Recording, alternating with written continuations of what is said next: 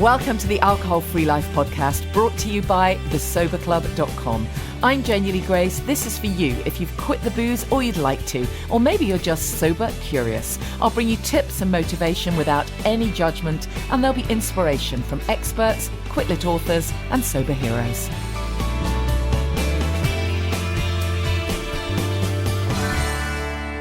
Hi and welcome. How you doing? I don't know how the new tier system affects you wherever you are, but I really hope that you're doing okay. And I've got such a great guest for you today. So thrilled. I finally got to interview Jason Vale. I've been trying to track him down for so long. I've known Jason for years.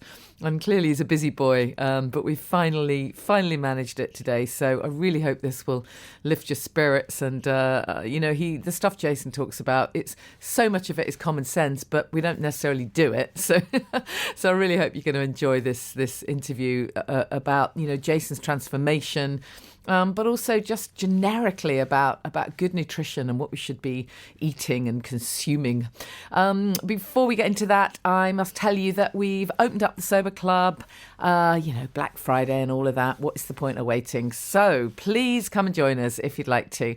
The price goes up on December the 2nd. Obviously, members who are already in the club, the price stays the same. And if you get in before December the 2nd, then you get in at the cheaper price. I mean, this is no big sell. Just come and join us if it resonates with you, because it's for you if you're sober curious, or if you're day one, or if you're year 6. We've got members right across the spectrum, because we're focusing on the what's next. It's that holistic picture. It's that joy of living the best life, your best life. My book is coming out in February, Happy, Healthy, Sober. Ditch the booze and take control of your life. And that's what we're doing in the Sober Club, really. We're focusing on all these kind of different elements. There's masses about nutrition, of course. There is also lots about finding your passion, your purpose, what you want to do with your life, relationships, fitness. We've got sections on the menopause. We've got sections, just everything, really. We do cover it all. In honour of Jason, we're going to be doing a juice shot challenge as well in a couple of weeks. We have some amazing experts. We had a food addiction coach who did an exclusive Q&A for us in the Sober Club. I could go on, but have a look for yourself. Read some testimonials. See if you think it's right for you. Just go to www.thesoberclub.com and look at the info there for join the club. But get in before Wednesday, because that's when the price goes up. And also, if you join us straight away, you get to join in with stuff straight away. We've got a catch-up social online Zoom conversation this weekend, Saturday. Just come and join us. And of course, if you're someone who says, "Oh, I won't join any kind of in any kind of groups," well, that's fine. You don't have to. There's still masses of content there for you. You'll obviously benefit more if you do join in the community, but it's not compulsory. So anyways, that's to tell you the Sober Club is open. I also want to let you know that I'm going to be doing a kind of online event called Bossing a Sober Christmas, which is everything to do with how you're going to face your triggers and your fears and the emotions that come up over Christmas, but also the really practical stuff, like the best stuff to eat and drink, alcohol free, of course. And we're also going to throw in a little bit of spirituality, not too woo-woo, but we're going to do a meditation and also some cool NLP techniques, neuro-linguistic programming, if you're new to that, but just simple little kind of exercises that help you prep ahead for what it is you really want. So that's coming up. I'm almost certain that will be on the 8th of December, but I'll obviously put more information on the soberclub.com. So check that out. We'll release some tickets. That will be an online event that will be free for Sober Club members, but you'll be able to get a ticket if you just want to come along to that online Sober Christmas thingy. And also, by the way, if you are a member, we have a fabulous online Christmas party lined up as well. So we'll tell you more about that later. What else do I need to tell you just before we head into this interview? I've got my lovely little alcohol-free making video tutorial on the site now. We've got a Black Friday sale on that. It's under a tenner, and there's a mixologist there doing a twist, a kind of alcohol-free twist on 6 classic cocktails. So if you want to prep ahead for Christmas, I mean, this is the thing for me. I always love watching people create something. I mentioned this before, and this was exactly how I got into juicing, because years ago when I went on my first juice retreat with Jason Vale, I actually, of course, I knew about juicing. Of course, I understood the concept, but it wasn't until I actually watched Jason actually make a juice in record time and super quick, and just watch how he did it. Then oh wow, yeah, of course I can incorporate that into my day. And it's the same with the cocktails. When you see somebody kind of mixing this stuff up, and it's relatively easy, and Sonny, who's done the videos, gives you some just great, very, very simple ideas using different brands of alcohol-free drinks, and, great thing to have up your sleeve for Christmas. So that's on thesoberclub.com as well. If you click on the shop, no doubt we'll mention that in our Bossing a Sober Christmas thingy that we do as well. There's also some great competitions if you want to win yourself, or have a go at winning yourself, some alcohol-free drinks. If you look at thesoberclub.com, if you go to the blogs, that links you through, or you can just look at the show notes on this podcast, of course. That will link you through to some competitions. We've got competition to win some Naughty alcohol-free sparkling vegan fizz. We have a competition to win some Gin-esque, the Silk Roots, which is a fantastic drink, and also the wonderful Sea Arch. And Sea Arch now have these gorgeous little cans, so I'll be bringing you more about those amazing brands. No doubt we'll have other competitions coming up as well. I think we've still got some cider to give away on there, so there's lots of competitions that you can look at. And last thing before we go into Jason's interview is if you have Sky TV, the TV show that I'm part of, the channel has changed. Don't ask me why. Sky have upgraded us, I think. It's now Sky Channel 191. It's the showcase channel. It's called Feel Good Factor TV. It's now Sky Channel 191. And if you tune in on Saturday or Sunday morning, I think it's Saturday and then it's repeated Sunday, my little segments around about 9:30. The whole thing is from 8 till 11, and my bit is round about 9:30. And this week I'm going to be interviewing Helena from the Milestone Detox. Helena is someone who's been on the podcast and so knowledgeable, knows everything there is to know about detox. And we're going to specifically talk about high water content foods and how much water we should really drink. And I bet your answer, if I were to ask you, would be, it's meant to be 8 glasses a day. Well, here's a spoiler alert. Not necessarily. So if you can check out that Sky Channel 191, Feel Good Factor TV, my show is called Being Imperfectly Natural. Anyways, here's Jason. I finally get to interview Jason Vale. Yay, welcome. How you doing? I'm very well. We're not going to do the clappy thing. Do you not do that let's on do your... it on then. Oh, no, come on, let's do it. Come on, everybody. Thank you very much. Come on. I forgot about that for a moment. You know what? I stole it from your show. It's on my podcast. From the big show. I stole it. I just now at the big show. Every time I do a podcast, I always I get everybody to clap the same way. It cheers everyone up, doesn't it? It cheers everyone up. It gets everybody up. Which and is finally we're chatting. So I know. yes, thanks for having me on some of the shows I've been doing on Radio 2, obviously all our guests are online. And actually when we give them a clap, particularly the comedians and the the performers, they're like, oh my God, no one's clapped me in months. So actually we can all do with it, can't we really? Oh God. Yeah, anyway, so it's great to be able to chat to you, Jason. I haven't seen you in ages.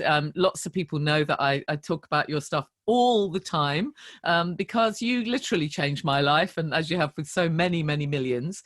So I thought it'd just be great just to get you on the podcast and just chat through some stuff. And I think it'd be great just to start with a bit about your story, because I know when I first heard your story, I did find it hard to believe, because there you are, this absolute epitome of health and energy and exuberance. But it wasn't always that way, was it? No, and without dragging out my life story, because otherwise that'll take up about 20 podcasts.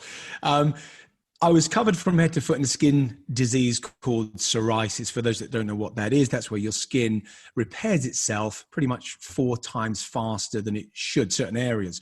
Every disease element lifestyle has a spectrum, which most people don't talk about. So if you said to somebody, I've got hay fever, for argument's sake, nobody says, where on the spectrum are you? And that's something that I want to bring to the forefront and get people talking about that. Something like cancer has stages, stage 1, 2, 3, and 4. And people kind of can get their head around where they are at each stage, depending on the cancer, of course. But when it comes to lifestyle diseases, there is no spectrum. So if one is the best a lifestyle condition can be, then my psoriasis, to give you some idea, was hovering in between 8 and 10. I had 90% coverage over my body, where I couldn't turn my head properly without my skin cracking. My eczema was also, I had eczema and psoriasis. Psoriasis is an autoimmune disease. Eczema's much easier to treat. And I'm not undermining those listening to this with eczema saying, what is he talking about? There are certain ways and methodologies that can be used that are more effective. That's not in every case. So you might be shouting some people at this podcast right now. But it is, I found it much easier, and I've done this for over 25 years. I found it much easier to treat somebody with psoriasis, with eczema, for example, than psoriasis. That's not saying psoriasis isn't treatable, but it took me 9 months to, after changing my diet, to get rid of the psoriasis. That took the longest. I was also badly asthmatic. I don't know if you can be goodly asthmatic, but I was badly asthmatic to the point I was using my asthma pump, no exaggeration, 12, 14 times a day. That was the blue pump. And then I also had the brown pump, which is a steroid-based pump. So I was using that twice a day. I had several near-death asthma attacks. They're severe. I mean, they were tremendously severe. So I was surprised to even be here. I was incredibly overweight. Not only that, but I was also a heavy smoker. I used to smoke 2-3 packets of cigarettes a day. And I was also smoking other things because I grew up in Peckham, Southeast London. I also took, to be frank, took other drugs as well. I was an incredibly heavy drinker. I mean, I would walk down the street literally drinking Tennant Super and Special Brew. I mean, drinking that out of a can while I lived in a squat where we literally just smoked drugs and drank till 4 a.m. and then woke up. We had always more month left at the end of the money, and we would get tick from the off license because we barely worked as well. I mean, you can't really function that well. So you're not really, job opportunities are quite rare. So of course, then you're signing on, and it's hard to imagine now that I lived in a squat. One parent family. I left school at 15 years old. No brothers, no sister, no father, we even moved to Africa at one point. No formal education as such. I'm hugely dyslexic as well. So all of these, what people would deem as challenges that are against you. But one thing that it's an incredible thing when you change the biochemistry of the human body, which fundamentally is all I did. And that had such a knock-on effect in terms of how sharp you are, how much clearer it's like the film Limitless. It almost reminds me of that, where you've taken this pill out of nowhere and now all of a sudden can do stuff that you couldn't do before. And it's amazing how much your senses are dulled. When you are overweight, when you are consuming alcohol like it's going out of fashion, like you are consuming junk food, smoking like a trooper, and you don't realize how much all of that really has an effect, a negative effect on your mind as much as your body. So when I changed my diet, which we'll get onto in a minute, and it wasn't overnight, and we can talk about that. But once I went through this path of stopping smoking, knocking the drink on the head, and then going through this path of actually changing what I consumed and changing my biochemistry, or where my cells bathe essentially every day. Genuinely everything changed. My life now is unrecognizable to what it was. I mean, some people say, "Well, how? I don't get it." Especially some of my Peckham friends. I don't get it. How? And I don't get it. Yeah. I don't get it either. I don't know. I still don't know. But all I know is that when you wake up at 4 a.m. and feel sharp, you tend to get stuff done, and your life changes. Yeah, absolutely. So let's just briefly touch on what changed it for you then. What were the first, rumblings of something needing to change, and what were some of the important things you did back then that made the difference? Well, I think my mom was a huge health food advocate, which actually had an opposite effect on me. Oddly, she was in the 1970s. She would literally hunt wholemeal bread. You know, no one did that, but my mom would do that. She read a book called Back to Eden, which was the original health book, which I still think is one of the most tremendous books ever written. It's hard to get through, but it's an incredible book. Because we think now with the Instagram world that all this clean eating, healthy, that this is in some way new. I mean, it's the oldest thing in the world, you know. Yeah. So my mom was doing this in the 70s, couldn't find stuff. And in London, South London, there's a road called the Wharf Road that almost essentially stretches all the way from Elephant Castle all the way down to Camberwell. But on this road was one herbalist called Baldwin's. I don't know if they're still there. Yeah, they are. Well, they're certainly still around, yeah. And my mom would literally make us queue up outside to have this elixir of a drink called sarsaparilla. Oh, now, brilliant. Now, the funny thing is now, looking back now, my mom obviously thought it was doing good, but sarsaparilla isn't actually a good thing. But at the time, her intentions were pure. So, but actually, unfortunately, your parents in the end, or my parent, after a certain age, they don't have the biggest influence on you. When you reach 12, 13, 14, it's your peer group, clearly, that have the biggest influence. And my peer group, me and my mom were living on the streets when I was 7. No exaggeration. Some people think it's the world's smallest violin, but we didn't. And then my mom found a squat, and I was living in Boothtown in Halifax up north. You're out, love. And I went to school up there. Then like I said, we moved to Africa and all of this. So as soon as, the streets that I found myself on in Southeast London, Peckham back then, although it's been gentrified apparently, but it was awful to say the very least.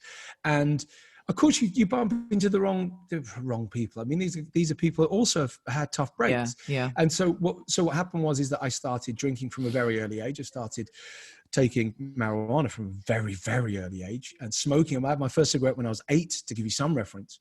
Wow. And so what turned it was smoking was my biggest nemesis, oddly. Not the diet was awful. It's horrible being called flaky fatty Vale, which was what I was called. Anyway, but so that wasn't the nicest name, but smoking was my nemesis.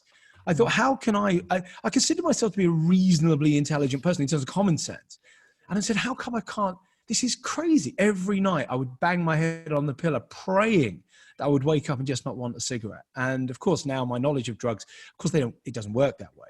Yeah. And of course, all addiction transcends logic and intelligence. I think that's the most important thing we need to understand about all addiction, that it transcends logic and intelligence. They are irrelevant when it comes to addiction. Addiction is a genius confidence trick, all addiction, no matter which substance or non-substance, think of gambling for argument's sake, that somebody is addicted to. It's a confidence trick, genius, but it makes the person so fearful of not doing it that they cannot stop doing it. So they cannot imagine their life without it. So the tipping point for me was stopping smoking. When I found out that there was a methodology out there, somebody said, look, why don't you just read this book, right? So I read this book on stopping smoking. And by the time I finished the book, I didn't want a cigarette anymore. And I didn't understand it. I went, I don't get that. I had no withdrawal. I was smoking 40, 60 cigarettes a day. I had no withdrawal. I had nothing. All the things that people say you're going to have. And it's really hard. And it's one of the easiest things you can possibly do. And it was just somebody just changed the paradigm shift. And I was like, well, hang on a second. Could that same psychology or something similar be used for essentially the alcohol trap, the white refined sugar trap, that whatever trap that you want to call it? That was the nicotine trap, but what would it be? And so that was a revelation to me, a huge revelation. But then I thought, okay, well, you can stop smoking, you can stop drinking. So the next revelation was, you can't stop eating. Yeah. So that's a great excuse to go, well, forget. But actually, you can change your brand of food. So, if you went from, well, back in my day, it was Benson Hedges cigarettes, to go back in time. And then there was a brand of cigarettes came out called Silk Cut, and they were like lighter and they were healthier for you and all this nonsense. But all you did was you were just puffing twice as long, twice as hard to get anywhere. But after a while, what happened was that you got used to it. And they would quote unquote satisfy you as much as a Benson Hedges cigarette. In the same way that when I changed my diet, I thought nothing's going to satisfy me like, steak, chips, Pringles, or not Pringles at the time, crisps and all chocolate and all that kind of, nothing's going to satisfy me. You can't give me a salad and expect that to satisfy me. So when I trained myself to like an avocado salad, and I did, it took me 2 weeks to train, and I knew I had to change my brand of food. And make it something that I wanted to do. So I wasn't going on a diet. It became part of my diet. The challenge is that I hated vegetables, and I hated salads were okay, but I just hated it. So then I did some research and I found out that all fruits and veg, really, it's only the juice contained within those fibers that feed you. That's fundamentally what it is. The fiber we still need to keep us going, but actually we need a very tiny amount of fiber every day. That's more of a package that nature has to make sure things don't go off. And it's an ingenious thing. So what we need is the juice contained within it. So then juicers weren't really around. My mum had an old juicer. And I just went, if I can't eat these vegetables, I knew I was sick. I knew I was overweight. I knew I was covered in skin disease, and I knew I needed to do something about it. But I knew I couldn't eat vegetables. So could I drink them? And it wasn't big. No one was juicing. In America they were, but they weren't in the UK. And I went, I wonder what would happen if I did juice for 7 days. And you talk about a life-changing moment. Yeah. Was when I lived on juice for 7 days, because no one had done it. No one had taught me to do it. No one did juice programs. They didn't exist. They're everywhere now, but no one did it. And I came out the other side and I said to my mom, what is this? What is this stuff? And I dropped in that, literally just in that first week, I dropped 10 pounds in 7 days, which I was like, are you kidding me? And I felt electric, I think is the word I wanted. I was on fire. After 7 days, I went, well, why wouldn't I do this all the time? Now, you can't live on juice all the time, and no one's expecting anybody to do that. But as a putting your mind and body in for a service for 7 days, it's one of the most extraordinary things you can do. And then after that, my biochemistry changed. Something happened. Yeah. And that's why I call it a reset. And then I wanted to learn to like a salad. And I wanted to know, and that was it. And that was it. It wasn't, I stopped smoking first, and then that became afterwards. Then I knocked alcohol on the head. And there were different stages, Janey. Yeah, absolutely. Obviously I could talk to you for hours, but just to kind of cut to the quick, really, of what you've been doing for so many years is you've been kind of just inspiring people to start juicing. But what's interesting is, you do it properly. And I remember the very first time you invited me on a juice retreat. I had to bring a friend with me because I was terrified that I might literally sort of wither and die, from lack of food. But also I was terrified that, it would do something to my head, that I would immediately become, God knows what I thought. It was just bizarre, really. But actually the reality is when you go on this diet, in inverted commas, this program, you feel fantastic, at least after a day or so, because you 3 days. After 3 days. 3 days. Okay, 3 days. But all the nutrients are still there. That's the point I'm trying to get to. It's not just like you go on a retreat and you've forgotten to put the food out, kind of thing. All the nutrients are still going straight to the cells, right? Well, it's an interesting observation you've just made there in terms of all the nutrients, but you said are still there. Now, for most people turning up on my retreats or doing a plan, are there for the first time, yeah. They're there for the first time. They're not still there. They're there. Their body all of a sudden says, what is this foreign invader? What on earth? Do you know, I dealt with a guy once who was 32 stone in weight. Anybody listening from outside the UK, there's 14 pounds to a stone, so you do the maths. Yeah. But essentially 32 stone, huge. He had gout. He had type 2 diabetes. He had, I call it one lifestyle disease. You can name them a million different things if you want. Yeah. But actually they fundamentally come down to one disease, which is a lifestyle disease. You clean the terrain where the cells bathe. Even Louis Pasteur said the germ is nothing, the terrain is everything. So you change the terrain where the cells are and then everything changes. But anyway, the point I want to make with him was hilarious because I laid out everything he was going to have for 28 days. That's the super juice program. Everybody requires that. That's what I would say the pinnacle. That's 28 days. Most people require 7 days, 4 times a year, every season. Why wouldn't you do it? You feel fantastic, and it's like putting your car in for a service. But there are some people that need bigger change, and he was one of those. There was no question. Because people say, well, it's abnormal to live on juice for 28 days. That's what he said. I said, well, it's been abnormal to live on whatever you've been frigging living on. Look at you, fella, right? Like, no offense, but I mean, for Christ's sake, look at the size of you, man. Anyway, and then he said, and he said, it baffles me. He says, well, where am I going to get my protein? And I said, and I said to him, and that kept you awake when? When has that ever kept you awake? I said, you've got every kind of lifestyle disease on earth. You can't even put your own shoe on or your own sock on. Said, you can barely breathe. You've got sleep apnea. Said, you need a machine to sleep. I said, and you honestly asked me the question now that if you changed your junk food diet, You are now wondering where you're going to get your protein. And he couldn't even see the irony, because he then follows it up with the normal question again, because people think these are normal questions. Oh yeah, but where am I going to get my calcium? And I said, again, when has that kept you awake? You've got brittle bone disease, for Christ's sake. So I wouldn't worry about where you're going to get your calcium. And then he said the great question, which most people ask me all the time. He looked at all the fruit and veg. He said, well, why don't I just eat it? I said, that's a great question. I said, I don't know why you don't, but you friggin' don't, do you? And I said, and that is the main problem, because the only reason why I encourage people to juice is if they don't eat it raw. Raw's very important. We're the only creatures on earth that cook our food. So we need it's where life force is, where the life contains. The more you cook your food, the more you destroy it. The more you freeze it, it's still fine. Freezing's fine. I've got an IVF baby. JJ's only here because freezing him didn't kill him, right? That'll show you how much. Nothing can illustrate more how much freezing can retain life than little JJ, right? I think, well, that says it all, right? Had we have put, instead of in the dish and put it straight in the freezer, we put it in the cooker, we know it'd be destroyed. And that's the point, is that the more you cook something, the more you destroy it. So I'm not saying don't have cooked food or dinner parties. We are human after all. We're not bonobo chimpanzees, which is what raw fooders argue. The point is we do have dinner parties and everything else.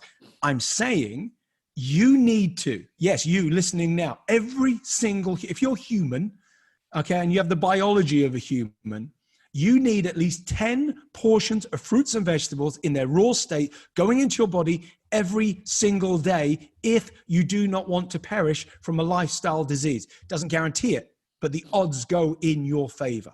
A bit like the Hunger Games. May the odds forever be in your favor, and literally make the odds in your favor. And I'm talking 10 portions. They've done a study. Go and Google it. Have a look at it now. 5 portions, didn't even touch the sides. No, we are absolutely, talking, We're talking 10 portions. And when you're talking in Japan, it's 17 portions. But are you really going to eat 10 well, portions it's of raw true. fruit Most people a day? don't. I mean, a lot of my clients will say to me, actually, I've got a really healthy diet. And I find myself saying that sometimes. And then I go, oh, God, hold on a minute. Let me just look at what I've done, particularly, before all of the current restrictions. If I was rushing about going into London, actually, when you look at what you've actually eaten, oh, my God, no way are you close on your 10 portions, even if you think you've got a healthy diet. So you're absolutely right, and most of us need to eat more, certainly dark green veg, and that's the stuff that a lot of people find they can't get down in high quantities, right? And that's why when people say juicing's not, living on juice for 7 days or 28 days or whatever the case is, when they say it's not normal, I immediately go back and say, yeah, it's also not normal to eat Pringles. And all we're doing is that we are counterbalancing the abnormalities. It is abnormal. It's also abnormal, really. It's inconvenient to put your car in for a service. Yeah. It's inconvenient. But you put your car in for a service. So those that say that juicing isn't sustainable, that's the same as saying leaving your car in the garage isn't sustainable. Nobody says you're leaving the car in the garage. What you're doing is you're putting it in for a service, then taking it out, and then driving it the way it should be driven. So when you go in for a juice service, you're doing that for 7 days. Nobody's expecting you to leave your body in the juice garage for the rest of your life.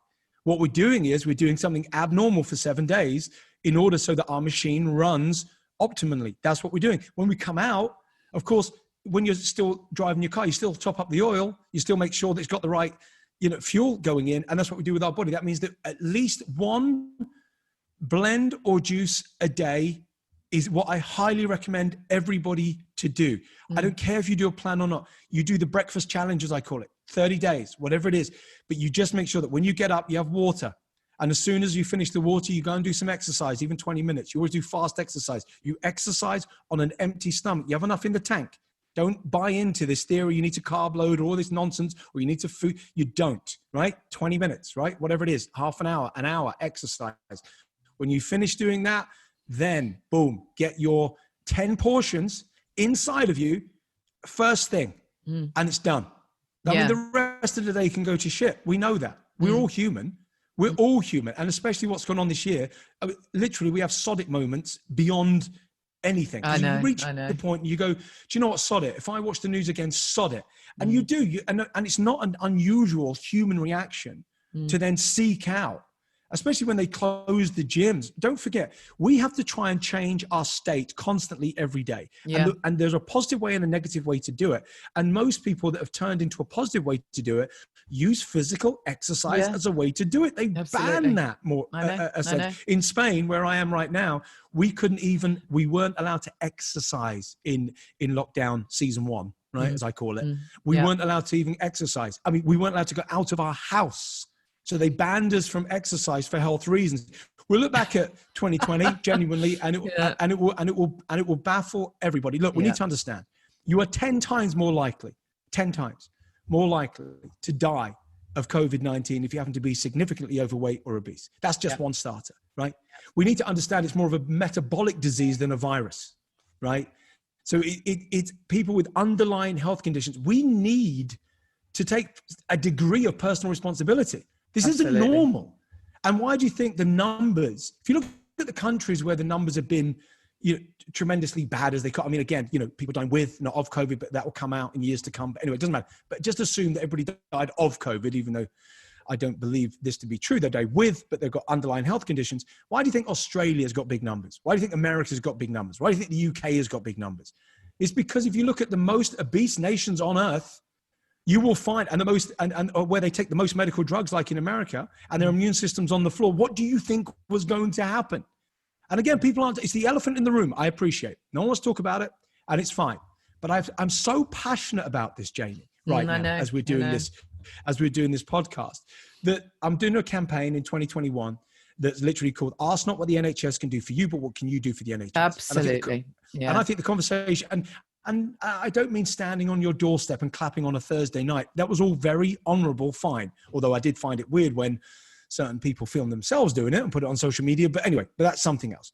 But the point is that yes, clap the NHS, but we should have been doing that for the last 30 years.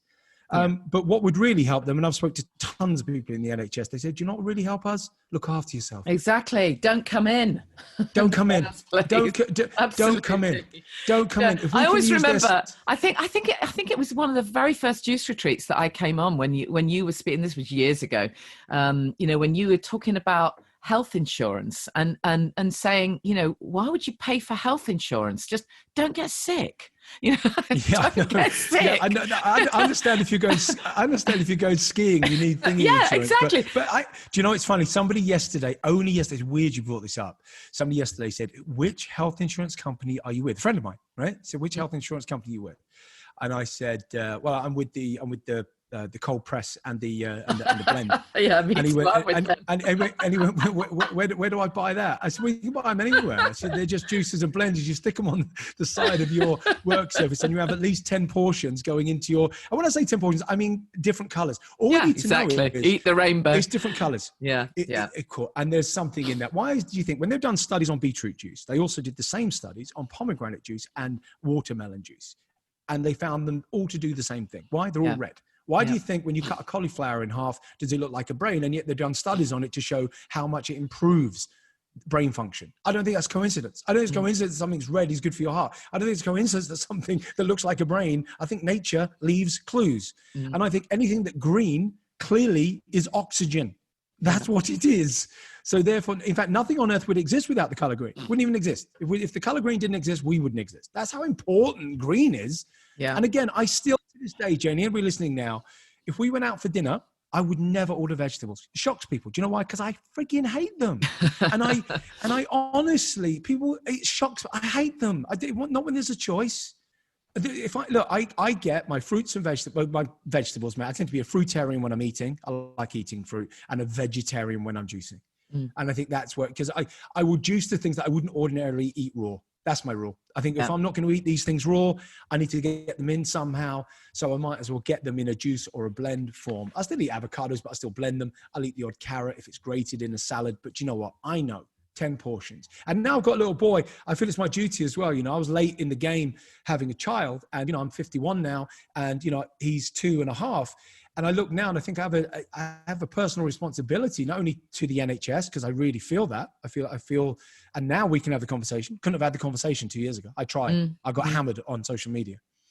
But now you have the conversation about, and I don't mean fat shaming, and I don't mean disease shaming, and I don't mean we won't still get some lifestyle diseases, and I don't mean don't lean on the NHS when you need it. I don't want anybody to misconstrue what I'm saying, because don't forget addiction, because addiction plays a huge part. So I'm aware of that.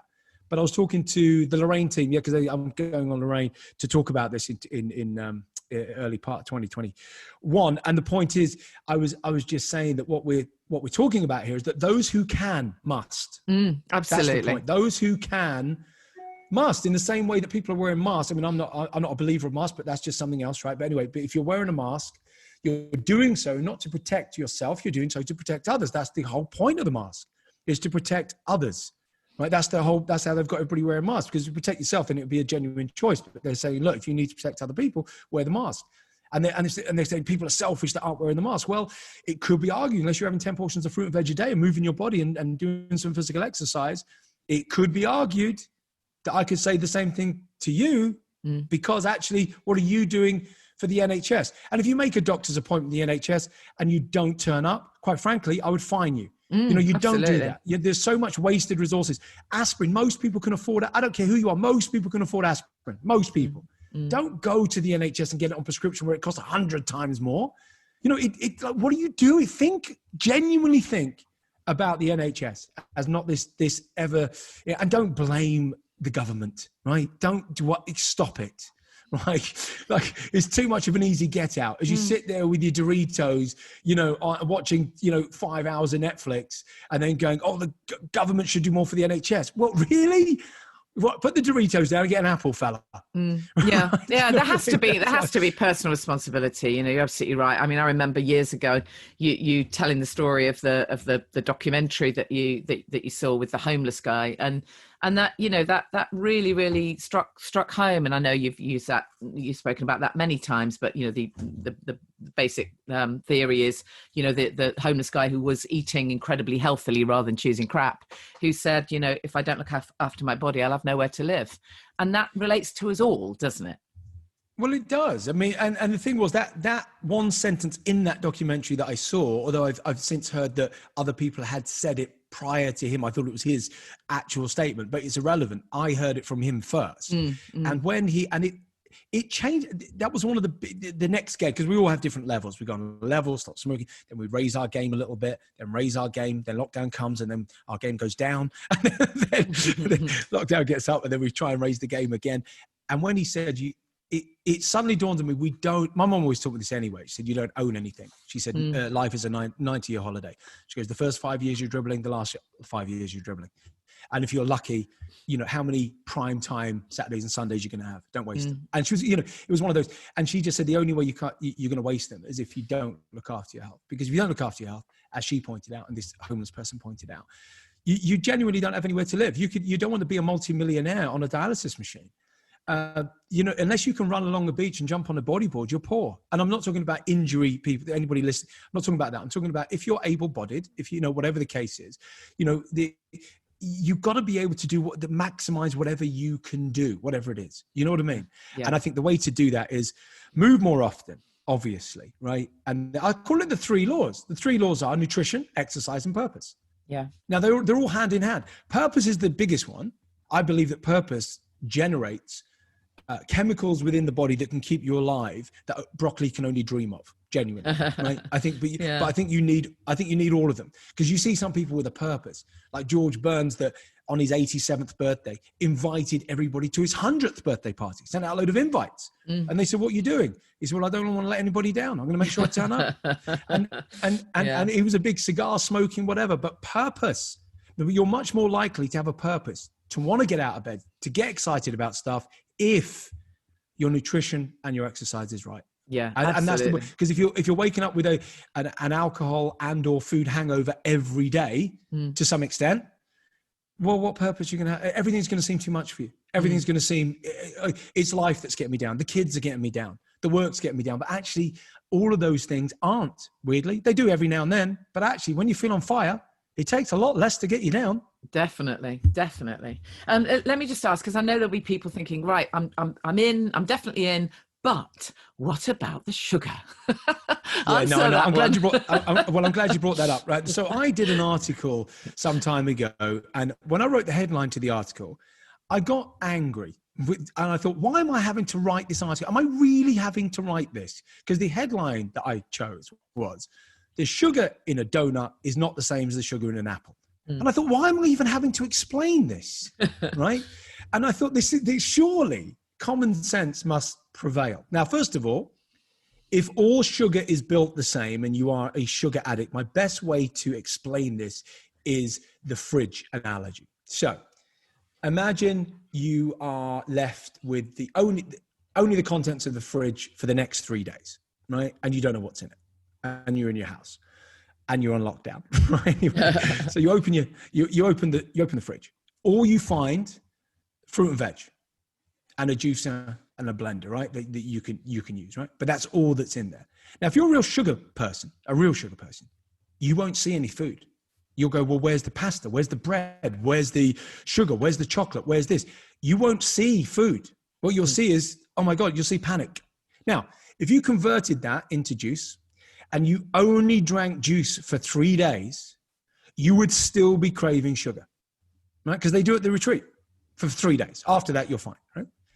But if all you're consuming is apparently sugar, because that's the argument, then how are you still craving sugar?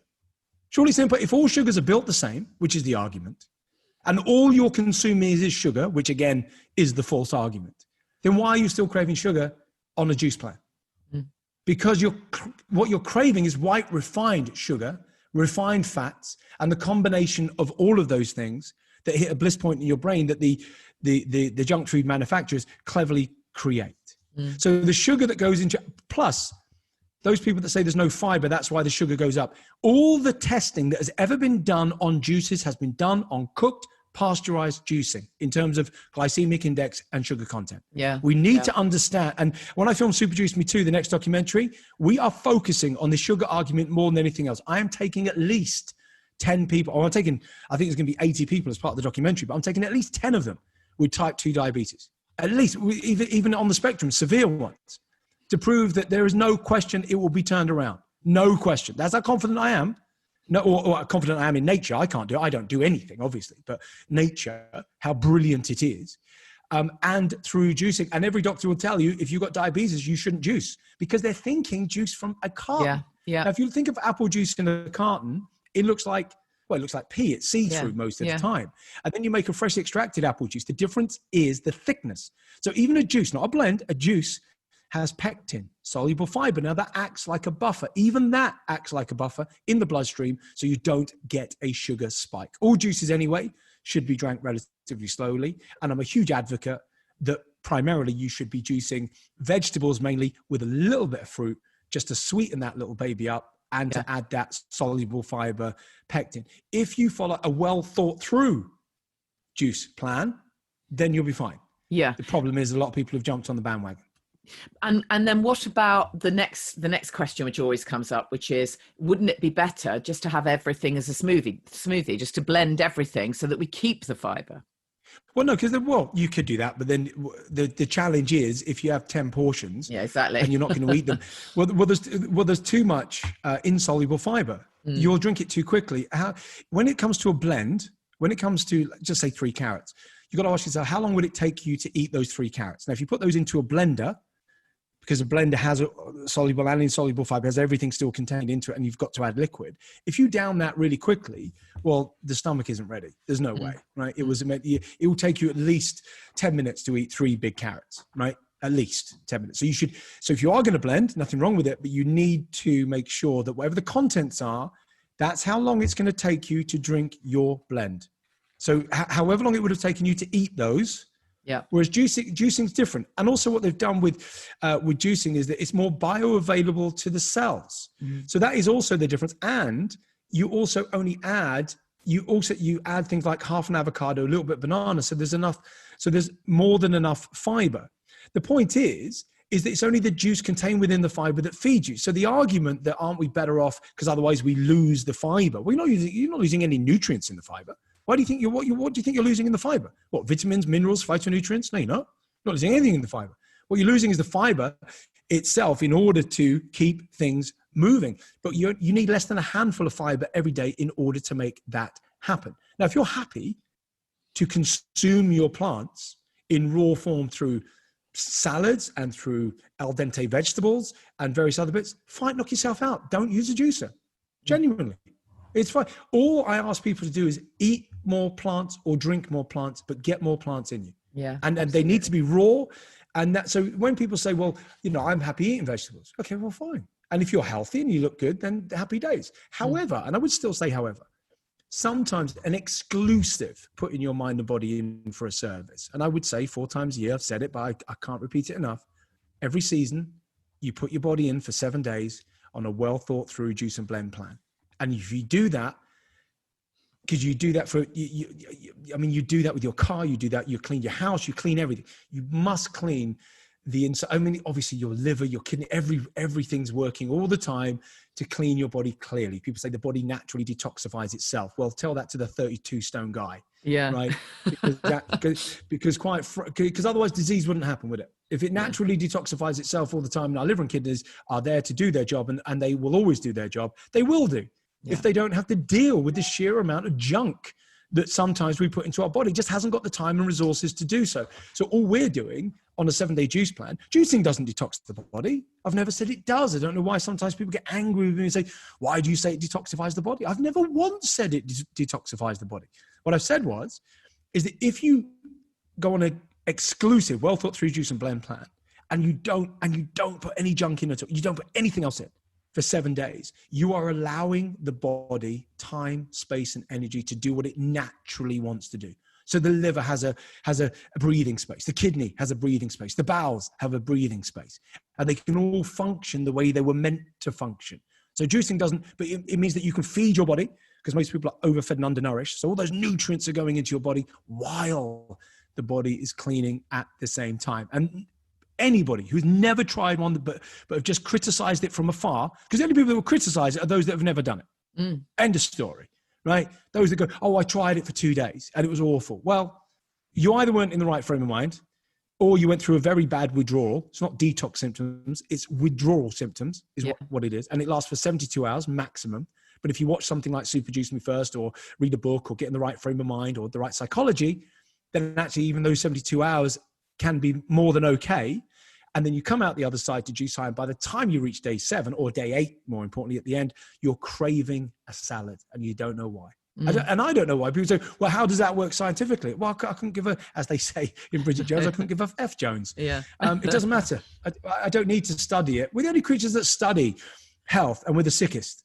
Right? Yeah. I mean, it just, don't worry about bioflavonoids, riboflavin, this, that. And I've forgotten most of what's in an apple. I studied it for years and suddenly realized, what am I studying this crap for? If it's grown in decent soil, it's only what humans have found in an apple anyway.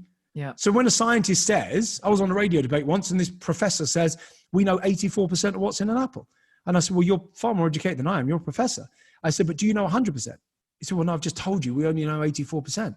So I said, well, unless you know, and I said, I'm as thick as a Wayne omelette. I left school at 15, so you have to help me here. I said, but if you don't know the 100%, how can you possibly know that you found 85% of what? There's no end to it.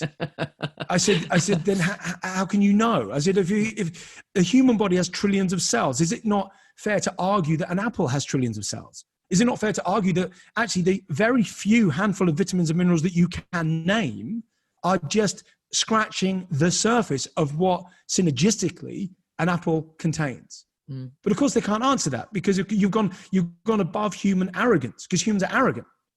So I don't claim to know how nature works, because I don't claim to know what's in an apple, because I frigging don't. All I know is if you follow nature's advice, which is grow it in decent soil, make sure the vitamins and minerals are in there, whatever they are, whatever they're called is irrelevant, because you don't see other animals analyzing their food. I mean, you don't see a squirrel analyzing their nut.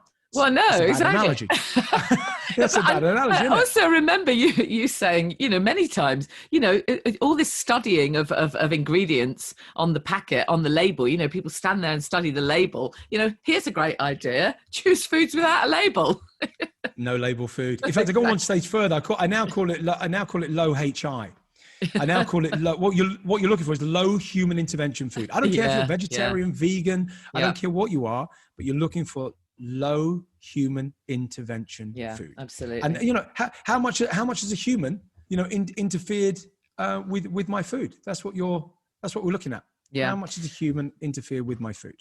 I've just got 2 last questions for you, Jason. One is, if somebody is in the early stages, they've ditched the booze, they're doing good, what would be, I know all juices are great, but what would be a great boosting juice for them to have? What veg would you recommend? You're quite right in what you just said. Pretty much all juices will be good if we're talking vegetable. But actually, if somebody had a particularly bad alcohol relationship, for argument's sake, and it depends on the severity of that relationship and how bad, like any bad relationship coming out of it, what you would need. Weirdly, you're going to require, because a lot of people that stop drinking, they go towards Coca-Cola and everything else because the sugar levels, craving sugar, and they're craving sugar. So I would actually be sensible over the first 72 hours, and I would acknowledge that, to the point of going, right, I need a 50-50. I need a fruit and a vegetable based juice. I need a 50-50 or even a 70-30 fruit. When I talk fruit, I'm talking about pear, apple. These are the main ones that I'm talking about, that they go in. Put some berries in a blender, add some juice in that. It's those kind of things. You still need the berry, eat some berries, that kind of thing. But it's that 50-50 balance. Make sure some avocados are in there so you don't feel too hungry. And then after 72 hours, alcohol, even the most severe alcohol cases, it takes 10 days for all of the alcohol to have essentially left the system. But you and I both know, Janey, it's the mind that is the biggest issue when it comes to alcohol. And you're doing tremendous work on that. And the Sober Club, I've seen it. I think it's freaking fantastic. And what I like is the way that you didn't intend to stop drinking forever. No. And it was it. That's why I love that story. And that's why I think so many people resonate with what you did. I think because they go, well, actually, what you did was, do you know, I'm just going to knock it on the head for a month and have a look. And then you went, well, actually, I feel great. What am I doing? I might as well just, and you went for another day, not in an AA way, because I know you didn't, as in I'm taking one day at a time. You just literally, you're free. I mean, there is a difference between AA philosophy, as I understand. I'm not saying knock AA, because they've saved millions of lives throughout the world, and anything that works, great. But what I would say is that actually, I don't believe alcohol is a disease for which there's no known cure. I think it's a bit like being in quicksand. So, if somebody's in quicksand, they weren't born a quicksand sinker, for Christ's sake. It's the nature of the beast that pulls you under. So once you're out of quicksand, you don't say I'm an ex-quicksand sinker. You should be. You should be free. You don't go through life just saying, I'm an ex. I don't know. I'm an ex-child. I'm an ex. I don't know. You are what you are. You just that's who you are. You just don't drink. That's all it is. But what you said at the beginning, of this interview, where you said, all addiction transcends knowledge and intelligence, that's such a powerful statement. You're so absolutely right, because, I considered myself a health and well-being guru, across everything, me, allegedly, but not the alcohol piece, because it's an illusion. We've all, so many people have bought into this illusion. And I was skirting around this bloody great big elephant in the room. Would you agree that, I mean, obviously with Kick the Drink Easily, what you've done in that book is explain the mindset. You've explained to us how we can get our brains thinking differently. And do you think that really is the key? I think beyond anything else, I think addiction lies in the mind, because it's not really a physical and gambling teaches us this. So when somebody stops gambling and they're a severe gambler, they will suffer, quote unquote, the same physical withdrawal as somebody coming off of cigarettes or alcohol or any other drug. Yeah. And you know why that is? Because it's not a physical withdrawal, it's anxiety and fear. Yeah, exactly. So anxiety and fear create a physical response. Yeah. So if you believe that you cannot enjoy your life or cope with your life without what you deem to be your friend, crutch, or pleasure, fear will come into. And I always say to somebody, look, if you want to know if you're hooked on something or not, this is my definition, and I'm yet to be properly challenged on it, I would say, is it doesn't matter if it's sugar, alcohol, anything else.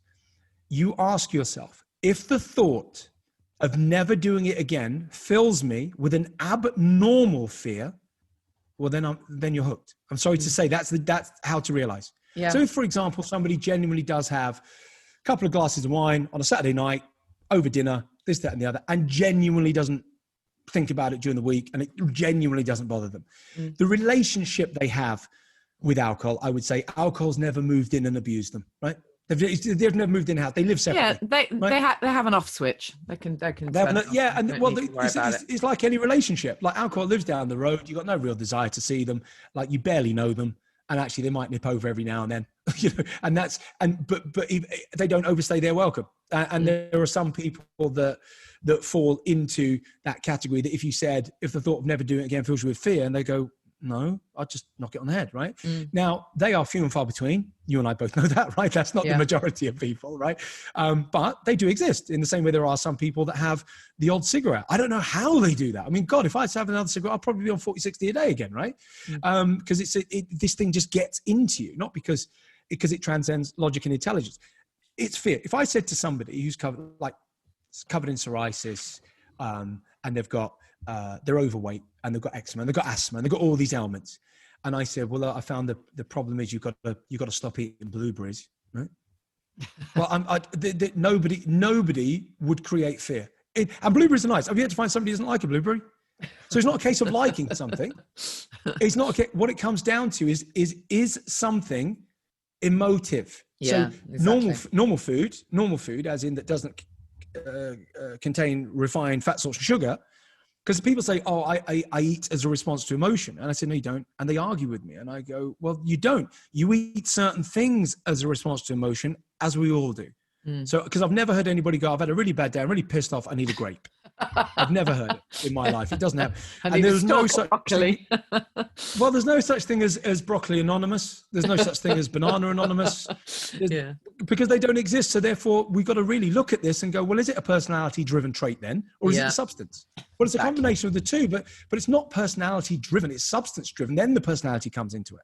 But it has to be the substance first. We will all sink in the quicksand at different rates. But ask yourself the question when it comes to alcohol or anything else, if the thought of never doing it again, you future pace. Oh, but what about weddings? What about christenings? What about this? Oh my God. And you literally start to freaking shake. Well, then clearly you're hooked. Now, you may be okay with it. You may not be okay with it. I don't know. But all the book does, and bear in mind, I just want to clarify this. I wrote that book, Janey, over 20 I know years. You did. No, listen. It's unbelievable, isn't it? It was like 22 years ago, right? I don't you own were the so ahead of your time, Jason. I don't know. I haven't updated the book, right? Because I don't own the content of the book. Weirdly, it belongs to a publisher. I haven't updated the book at all. The book still, so a lot of the analogies, they're so old now. People have said it still does the trick. Do you know what I mean? But in the same way that now, 20 years on, if I'm writing a food book now, there's some things that I wrote in my food book 20 years ago that I wouldn't put in a food book now, right?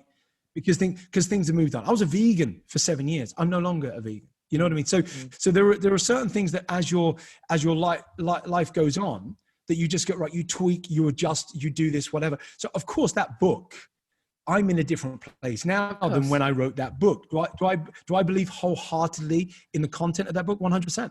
And one thing I would say about that book more than anything else is that I would challenge anybody to read that book and not change your relationship with alcohol. Oh, absolutely. Absolutely. Because you're going to change it. And even if you don't, stop altogether, even that's too scary for you, whatever the case is, I guarantee you can't see it the same way. And that's all. And that's, in fact, if I could, any analogy for the book is that, do you remember that very famous, I think it was a Dali picture, I'm unsure, but where you saw a really beautiful lady, and if you changed your focus slightly, you could see an old, you could see an old hag. Yeah, those illusions. And once you've seen the old hag, you can never see the beautiful woman again. You can't. It's just, and that's the best way I see the book, is that the book, all the book does is you stop seeing the beautiful woman and you see the old hag. That's what you see alcohol for. I mean, you've really inspired so many people though, Jason, and from your book came others that took the same kind of concepts, and the work is out there now. There's some fantastic books, and obviously Annie Grace is doing amazing work, and William Porter, and all of these people. And one thing that I always say to people is, you've got to read one of these books, at least one of these books. I always recommend your book and well, they picked up the baton, and in some ways, oddly, I would recommend some of these other books. I know it sounds weird, but and the reason being is because they're much more relevant to today. Whereas obviously, if you look back, obviously the fundamental addiction to alcohol doesn't change. I appreciate that. So the book is still relevant. Kick the Drink Easily is still relevant. I appreciate that. But what I would say is that sometimes, of course, I'm a guy writing the book, and then you think, well, actually, I'm not going to really relate to that. A lot of women wouldn't relate to that. They think, well, actually, I prefer the wine witch woman, right? I prefer whatever the case is. And they're picked up the baton where I've left off, because I'm not focused on that. That was my passion 20 years ago. It isn't I'll be honest, it's not my passion any longer. No. So many people have picked up that baton that actually I don't need it to be my passion is fundamentally juicing, health, and the overall picture. Exactly. But that's what's so great, because that's what I'm trying to focus on, as you know, is that it starts with get rid of the booze, ditch the booze, and then after that, so many people become open to this stuff where they weren't before. And I cannot tell you how many people I've come across who, they needed to get rid of that piece, and then suddenly the world opens up to them and they can start thinking about good nutrition. And that's what I absolutely love about everything you're doing. And here's what I would say, thanks, Jay. Here's what I would say as we wrap up. Here's what I would say is that somebody asked me this question the other day. They said, do you think you'd be where you are, if you hadn't stopped drinking back then? Yeah. And I said, I said, no. And I said, no, not in a million years. And I said, and I tell you why, even if I'd still juiced, even if stopped smoking, even if I'd done all this. And I would say to anybody listening who's in there, and I would say genuinely in their 20s, 30s, early 40s, moreover, specifically in those years, in terms of those people that want to, and it doesn't mean you can't do it after these ages. Listen, I'm still going to make a thriller movie. I've still got to write a novel book. I still want to do a million things. I'm 51 years of age. What I'm saying is those fundamental, if you really want to succeed, I'm talking about whatever that means to you. But if you want to write a book, or you want to start a business, or you want to whatever, I would get up at 4 a.m., Janey, to write a book. It was called the 4 a.m. book. Yeah. And I would write because I was painting and decorating from 7 o'clock onwards. And then I would work at the 7 Dials in Covent Garden at night. I was working 3 jobs and writing a book at the same time, because there was no money around. I couldn't have done that if I was drinking at all. I mean, weekends were so precious that I thought, no, I need to. So if you are, if you want to achieve, rapidly, if you want to just condense success, I would say, look, even if you've got no intention of stopping for life, but you just go, I'm going to have 10 years without it. That might sound horrific for some people, but you just go, I'm just going to have my 30s without, I'm going to have my 40s, whatever it is. You just go, because I want to achieve this by the time, whatever the case is. I don't know what it is for the people listening, but I would just say, like you said, it is a major one, though, in terms of getting it right. And if you want to lose weight, I know it sounds crazy. If you are listening and you want to lose weight, your fight against the bulge is won and lost in the evening mainly. And essentially, if you are having a bottle of wine every night with a meal, something as innocuous as that, it may seem, the challenge you've got, if you are saying you're having a bottle of wine, well, we know you're having more, right? So if that's what you're voicing, so let's be clear about that. But let's just say, you're having a bottle of wine over dinner every night. Your body has to break down the alcohol first at 1 unit per hour. Your food is left, and then you go to sleep. Your metabolism slows down. Trust me on this one, even if you had a 5-day-a-week break from it, right? Yeah. You if you're battling the bowl, you can't drink in the evening and expect, I always say you can't outrun a bottle of wine, because you can't. Absolutely. You can't outrun a bottle of wine, and you also can't outrun a burger. You can't outrun a bag of Doritos. You can't. You've got to, it's one in the kitchen. It's not one in the gym. I'm not saying don't do gym for cardio stuff, and it's great fun. But if you think getting on a spinning bike for an hour is really going to work off a packet of Doritos, it isn't. I mean, and that's a bad trade-off. And you know what I mean? You're better off not doing the spinning and skipping the Doritos. Do you know what I mean? Yeah. Anyway, that's enough of my lecturing. Look, just eat more plants, people. Eat more plants. Drink more plants. Eat more plants. Jason, I'll put some links to all your stuff. You're doing too much to even mention, but of course you've got just watch the movie. Amazing retreat. The movie is just awesome. Forget the retreat. Listen, I always say to people, final point, Jenny, don't buy one of my apps. Don't buy one of my books. I know it sounds a bit crazy. Most people don't invest. Don't do it. I'm not selling anything. Genuinely, what you need to do, watch the free movie. I made a movie called Super Juice Me. Yeah, it's free awesome. on YouTube. Over 6 million people have watched it in the last 6 years, about 1 million a year on average.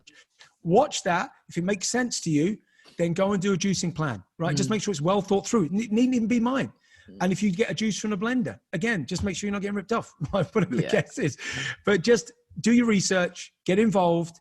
And you know, I set out over 20 years ago to try and juice the world, but at least now it's become, I can talk about it. You know, 10 years ago, a juicer, what's that? You've done amazing work, Jason. I love that movie. I've seen it 3 times, maybe even 4 times, because I wanted to show it to all the kids after I came to your launch, and then I was insistent on showing it to all my kids, and they weren't all in at the same time. So I think I've watched it 4 times. It's brilliant. Now, Janey, we must finish like we started. Janey Lee Grace, Yay, come on. Jason Bell. We've got to do the Caps Like the Big Show. Thanks for having me on. I appreciate it. Oh, Thanks Jason, for listening. you're a star. Really appreciate it. Bye. So whatever you do, check out Jason's movie. It is so good. As I said on that interview, I went to the launch and then I've watched it again at least 4 more times. It's called Super Juice Me. I'm pretty sure you can just watch it on YouTube. It's such a good documentary. Really, really changes your thinking, quite honestly. He did the most amazing job there. Really, really did. So do check that out. And I love that line of Jason's, you know, that what we need is, you know, forget about your low GI and all of that stuff. It's HI. That's what we want. Low human intervention food. That just sums it all up, doesn't it, really? So we're going to be doing a juice shot challenge in the Sober Club. It's perfect for you if you're new to juicing.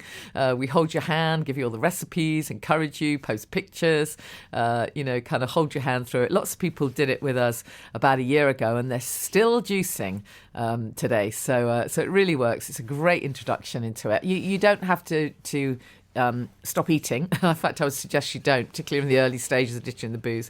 You need to eat really, really well. But you can just add in a shot at the beginning of the day. So we're going to be doing that in the Sober Club. So it's another great reason to join us. If you do decide to join us in these next few days before the price goes up, there's some fabulous free gifts as well. There's Glenn Harrold's meditation. There's Glenn is a leading hypnosis audio author. I'm sure you know of his amazing work. Also, Elsa Frank has given to us her audio, De-Stress Your Life. It's just 10 minutes, so it's a really cool thing to listen to just when you need a boost. And quite frankly, at the moment, who doesn't need that boost? You've got my audio in there about how I stay motivated, which I've made exclusively for that. And you've also got the clean eating plan. And the gifts alone add up to, I don't know, about 50 quid or something. So it's worth it just for that. And obviously, we have our course, Get the Buzz Without the Booze. And if you're thinking, well, I don't really need that. I'm already sober. And she said that I can join the club even if I'm a few years in. You absolutely can. And the great thing about the course is that you can actually go back and go through the course and kind of replace whatever other behaviour challenge you're working on. Because that's kind of how it works. It all comes down to mindset at the end of the day, doesn't it?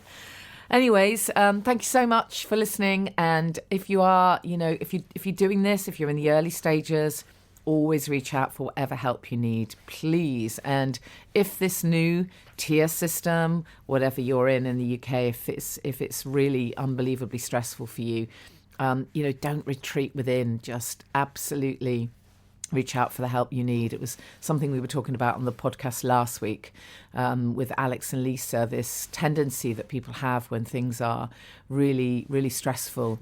You know, we have a tendency as humans to kind of think we're the only one feeling that way and to go within. And actually, that's when you need help. Just reach out for the help you need.